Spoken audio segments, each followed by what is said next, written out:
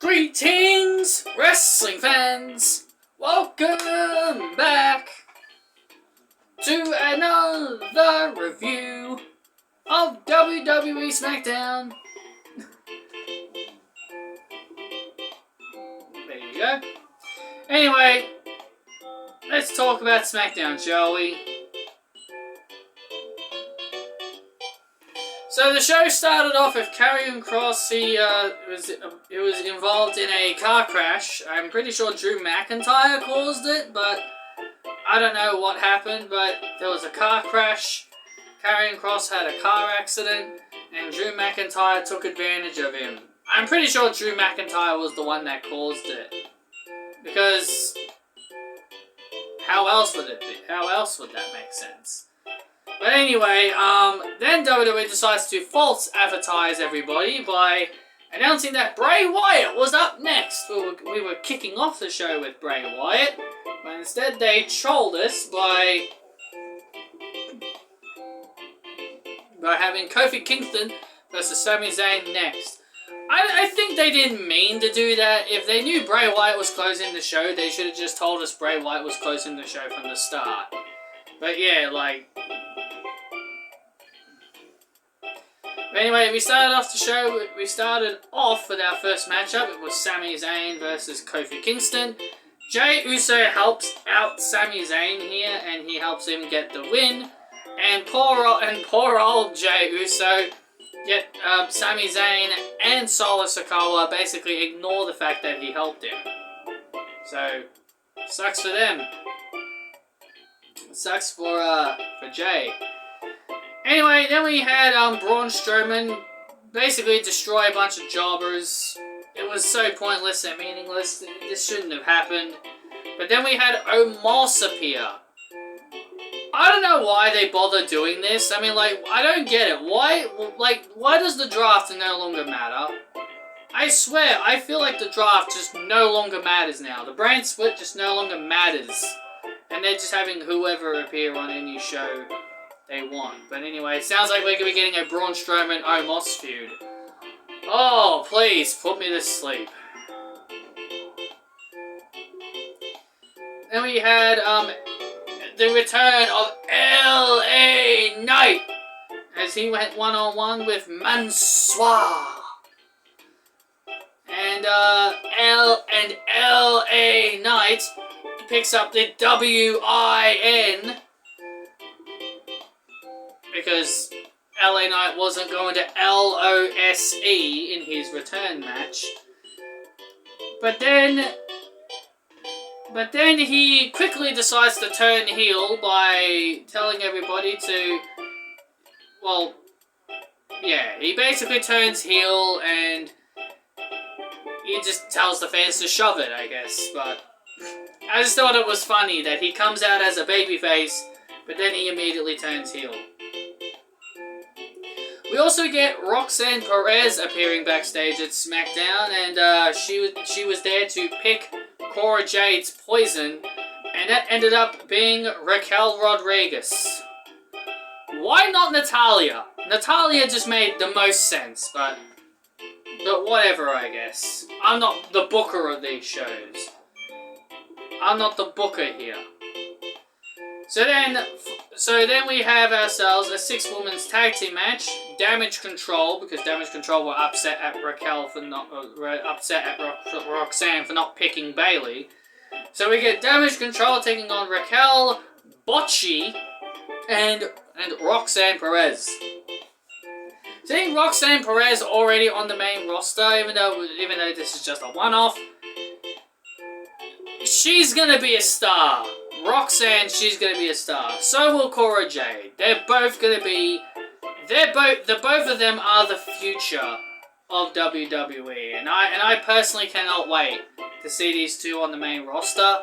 It's gonna be very exciting. I'm very excited to see Cora Jade up here on Raw and who she's gonna face, and who Cora Jade might have a match on Raw, but I'm wondering who is she gonna pick. My personal guess, it's probably going to be Bayley. I'm kind of hoping Rhea Ripley, but because I want to see Rhea actually freaking wrestle. But I think Bayley is the obvious choice here.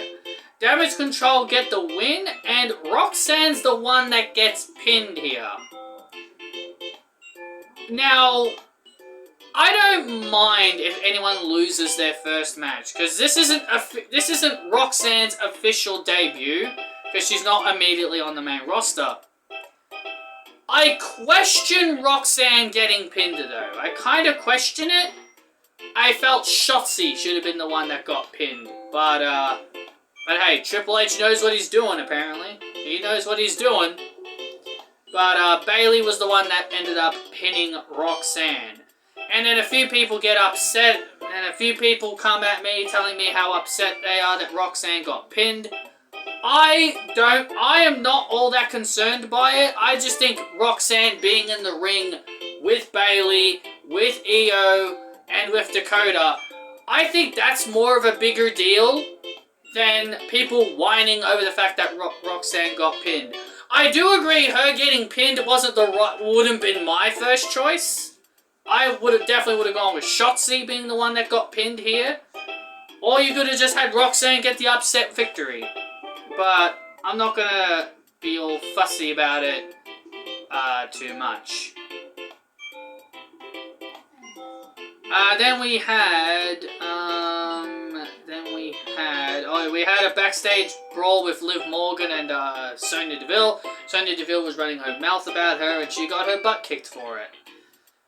Then we had Legado del Fantasma take on Shiro in a very fast tag team match, but Legado gets the victory, as they should in my personal opinion. And wow, I must say, Santos Escobar and Zelina Vega must have friggin' teleporting abilities, because how the hell did they go from being on top of the stage about 2 minutes ago to Santos Escobar ending up being under the ring and Zelina Vega was in the crowd? They must have teleportation abilities, because I have no idea how the hell they got there so quickly. But either way, Legado got the victory, ending Hit Row's undefeated streak. I guess technically. And in our main event match, Rey Mysterio basically replaced Karrion Kross because Karrion Kross got hurt. And Rey Mysterio is now officially on Smackdown because he was tired of being bullied. Oh, poor Rey Mysterio. He was so sick and tired of being bullied by the Judgment Day and his son. He just couldn't take it anymore. Oh, poor Rey. Poor Rey. Seriously. Poor old Rey. Just couldn't handle it. What's stopping the Judgment Day from turning up on SmackDown? We literally just saw Omos appear on SmackDown. What is stopping Dominic Mysterio turning up on SmackDown, literally messing with Rey? This is why I'm saying the brand split that isn't taken seriously anymore. Even though I did say, well, moving Rey to SmackDown would be the obvious solution, but what is stopping the Judgment Day from just turning up on SmackDown? Just to start annoying Rey Mysterio by turning up every Friday.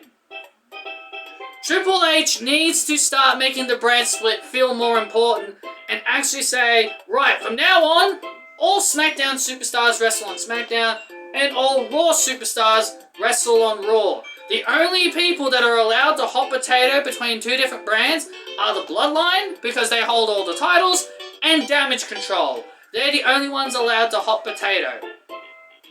Until the Bloodline lose all their gold, of course. Which will probably never happen. But anyway, Rey Mysterio got the victory. He defeated Ricochet, Solo Sikoa, and Sheamus. I disagree with this victory. I actually disagree with this. I felt Sheamus should have won to get his third rematch against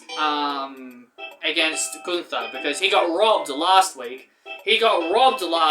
So I felt Sheamus deserved a rematch. But whatever. But Rey got the win, so Rey is going to get destroyed by Gunther.